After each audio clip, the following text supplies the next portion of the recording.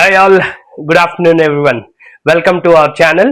So ఇప్పుడు ప్రపంచాన్ని అత్యంత ఆందోళనకు గురి చేస్తున్న విషయం ఏమిటంటే ఇరాన్, ఇజ్రాయెల్ మరియు అమెరికా మధ్య పెరుగుతున్న యుద్ధ పరిస్థితి.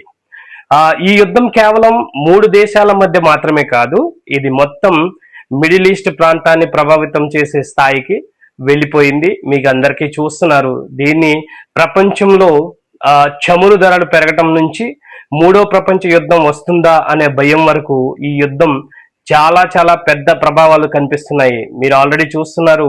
ఈ యుద్ధ ప్రభావం మన ఇండియాలో ప్రస్తుతానికి ఎంతవరకు వెళ్ళిందనేది మీకు అందరికీ తెలుసు. మనకి ప్రస్తుతానికి కమర్షియల్ గ్యాసులు ఎంత ప్రాబ్లం వచ్చింది. కొన్ని హోటల్స్ అయితే అది మూసేయడం జరిగింది. అదేవిధంగా కొన్ని హాస్టల్స్, అదేవిధంగా కొన్ని హోటల్స్ కట్టెల పొయ్యిల మీద, అంటే మన పాత గతంలో మనం ఎలా చేసేవాళ్ళము వంటలు అనేది ఆ స్థితిని మళ్ళీ గుర్తు చేస్తున్నాయి. అయితే అసలు ఈ యుద్ధం ఎలా ప్రారంభమైంది, ప్రస్తుతం ఏం జరుగుతుంది, తరువాత ఏమవుతుంది, ఇవి అన్ని ఈ వీడియోలో తెలుసుకుందాం. యుద్ధం ఎలా ప్రారంభమైంది? యుద్ధం యాక్చువల్లీ 2026 ఫిబ్రవరి 28న అమెరికా మరియు ఇజ్రాయెల్ కలిసి ఇరాన్ పై ఎయిర్ స్ట్రైక్ చేశారు, భారీ ఎయిర్ స్ట్రైక్ చేశారు. ఈ దాడుల్లో ఇరాన్ మిలిటరీ స్థావరాలు, క్షిపణి కేంద్రాలు మరియు ప్రభుత్వ నాయకత్వం లక్ష్యంగా చేసుకున్నారు. అయితే ఆ దాడిలో Iran supreme leader Ali Khamenei కూడా మరణించారు. ఆయనతో పాటుగా ఆయన కుటుంబ సభ్యులు, ఆయన కోడలు, ఆయన మనవరాలు, ఆయన కొడుకు, అదేవిధంగా సుప్రీం లీడర్స్ కి సంబంధించి ఎవరైతే వాళ్ళ కింద అధికారులు ఉంటారో వాళ్ళు కూడా కొంతమంది మరణించారు. మీకు ఆల్రెడీ ఆ న్యూస్ అనేది తెలిసింది. ఈ సంఘటన తర్వాత ఇరాన్ తీవ్రంగా ప్రతీకారం తీర్చుకోవాలని ప్రకటించిన విధంగా దానికి ప్రతిగా ఇరాన్ వందల సంఖ్యలో డ్రోన్లు మరియు బాలిస్టిక్ మిసైన్లు ఇజ్రాయెల్ నగరాలపై మరియు అమెరికా మిలిటరీ బేసులను చేసుకుని దానిపై బేసులపై కూడా ప్రయోగించింది. అయితే ఈ విషయం మీకు పాత విషయమే, అయితే జరిగి కూడా కొన్ని రోజులు జరుగుతుంది. అందరికీ తెలుసు ఈ విషయాలు. ఓకే, ఖమేనీ ఎలా చనిపోయాడు ఏంటి అనేది తెలిసింది. యుద్ధం ఎలా విస్తరిస్తుంది? ప్రస్తుతానికి యుద్ధం అంటే ఈ యుద్ధం కేవలం ఇరాన్ ఇజ్రాయెల్ మధ్య మాత్రమే ఆగలేదు. మీకు అందరికీ తెలుసు. యాక్చువల్లీ యుద్ధం స్టార్ట్ అయ్యింది మాత్రం ఇరాన్ ఇజ్రాయెల్ కి, అదేవిధంగా యుఎస్ అనేది ఇజ్రాయెల్ కి సపోర్ట్ చేస్తూ ఉంది. కానీ ఈ యుద్ధం ప్రస్తుతానికి ఈ 2 దేశాల మధ్య యుద్ధం మాత్రమే ఆగలేదు. ఇరాన్ మద్దతు ఉన్న హెజ్బొల్లా అనే గ్రూపు మరియు లెబనాన్ నుంచి ఇజ్రాయెల్ పై రాకెట్లు ప్రయోగించింది. అదేవిధంగా దానికి ప్రతిగా ఇజ్రాయెల్ లెబనాపై భారీ దాడులు చేసింది. అలాగే ఇరాన్ అమెరికా మిలిటరీ బేసులు ఉన్న దేశాలపై, అమెరికా మిలిటరీ బేస్లు ఎక్కడైతే ఏ దేశాలతో సంబంధం ఉన్నాయో అమెరికాలో ఏ మిలిటరీ బేస్లు కలిగి ఉందో, ఏ దేశాల్లో కలిగి ఉందో అమెరికా అనేది వాటిపై దాడులు స్టార్ట్ చేసింది. ఉదాహరణకు Bahrain, Khattar, Saudi Arabia, United Arab Emirates ఈ ప్రాంతాల్లో ఉన్న అమెరికా సైనిక స్థావరాలు మరియు వాటి బేసులను లక్ష్యంగా చేసుకుని యుద్ధాలు తీరా స్థాయికి చేరడం జరిగాయి. ఇంకా దీంట్లో ఎక్కువగా నష్టపోయేది దుబాయ్ కూడా దీంతో మనం చెప్పుకోవచ్చు. మిడిల్ ఈస్ట్ మొత్తం యుద్ధ ప్రాంతంగా మారే పరిస్థితి కూడా మనం చూస్తున్నాం. ప్రస్తుతం జరుగుతున్న పరిస్థితి ఏంటంటే, ప్రస్తుతం యుద్ధం 3వ వారంలోకి చేరింది. 3వ వారం అంటే యుద్ధం స్టార్ట్ అయ్యి కూడా 3 వారాలు గడుస్తున్నా కూడా ఎక్కడికి కూడా ప్రస్తుతానికి ఇంకా క్లారిటీ ఎక్కడా కూడా మనకి తెలియడం లేదు. అయితే ప్రస్తుతం యుద్ధం 3వ వారంలో చేరింది. అమెరికా మరియు ఇజ్రాయెల్ ఇరాన్లోని కీలక మిలిటరీ కేంద్రాలపై ఇంకా దాడులు కొనసాగిస్తూనే ఉన్నాయి. ఇటీవల అమెరికా ఇరాన్లో కార్గా ఐలాండ్ ప్రాంతంలోని మిలిటరీ లక్ష్యాలను బాంబ్ చేసింది. ఇది చాలా కీలక ప్రాంతం యాక్చువల్లీ ఇరాన్లోని.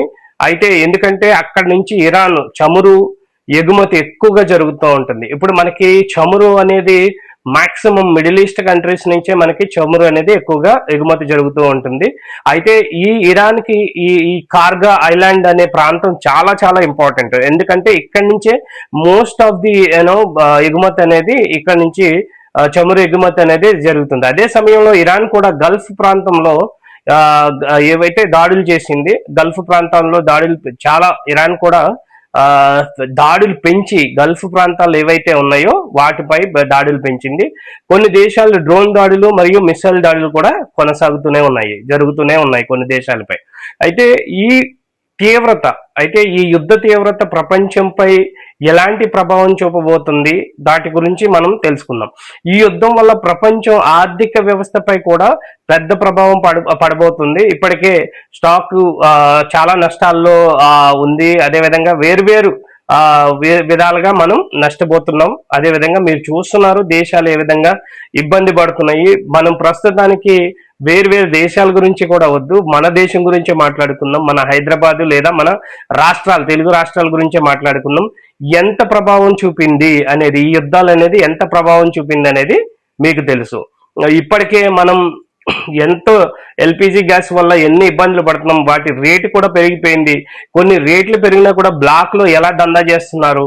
ఇది ఎంత ప్రభావం. ఈ యుద్ధం వల్ల ప్రపంచ ఆర్థిక వ్యవస్థ చాలా చాలా నష్టపోతుంది. ప్రత్యేకంగా స్ట్రైట్ ఆఫ్ హార్మోజ్ అనే సముద్ర మార్గం చాలా ముఖ్యమైనది. యాక్చువల్లీ ఈ హార్మోజ్ అనే సముద్ర మార్గం చాలా చాలా ముఖ్యమైనది ప్రపంచంలోనే.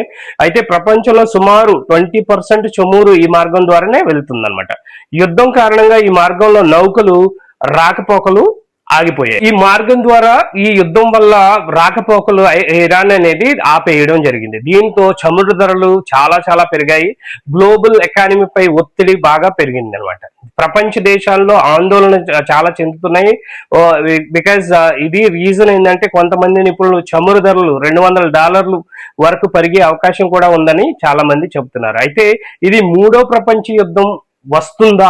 వీటి రీజన్స్ బట్టి చాలా మందికి డౌట్స్ ఉన్నాయి. ఏంటంటే చాలా మంది ఈ క్వశ్చన్ చేస్తున్నారు ఏంటంటే దీనివల్ల 3వ ప్రపంచ యుద్ధం అనేది వస్తుందా అనే ఈ ప్రశ్న చాలా మందికి మనసుల్లో మెదులుతుంది. అయితే ఈ ప్రశ్న ఇప్పుడు ప్రపంచమంతా అడుగుతుంది. ఎందుకంటే ఈ యుద్ధంలో ఇప్పటికే పరోక్షంగా చాలా దేశాలు ఉన్నాయి, పరోక్షంగా ప్రత్యక్షంగా చాలా దేశాలు ఉన్నాయి. ఉదాహరణకు అమెరికా, ఇజ్రాయెల్, అదేవిధంగా ఇరాన్, లెబనాన్, అదేవిధంగా గల్ఫ్ దేశాలు, ఇంకా రష్యా మరియు చైనా కూడా పరిస్థితిని గమనిస్తున్నాయి. ఇంకా వారు పరోక్షంగా యుద్ధంలోకి దిగలేదు కానీ పరిస్థితులను గమనిస్తున్నాయి. రష్యా, చైనా మీకు తెలుసు ఇరాన్ కి సపోర్ట్ గా ఉంటాయి యాక్చువల్లీ. అయితే ప్రస్తుతానికి అవి ఇంకా గమనిస్తున్నాయి, అబ్జర్వ్ చేస్తున్నాయి సిచ్యువేషన్ ఎలాగా ఉంటుంది అనేది.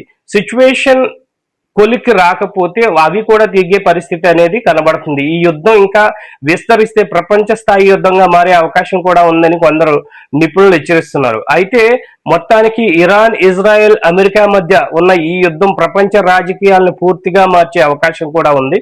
ఎందుకంటే వీటి వల్ల యాక్చువల్లీ ఇజ్రాయెల్, అమెరికా అనేది చాలా ఇంపార్టెంట్ కంట్రీస్, చాలా పెద్ద కంట్రీస్ యాక్చువల్లీ అవి.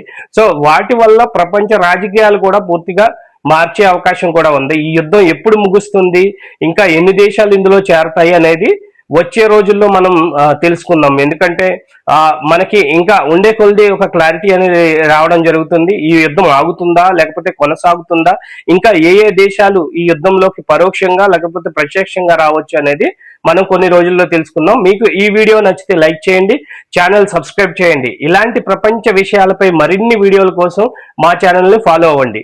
మీరు ఫాలో అవ్వండి, అదేవిధంగా కామెంట్ చేయండి. జై హింద్, మీ చరణ్.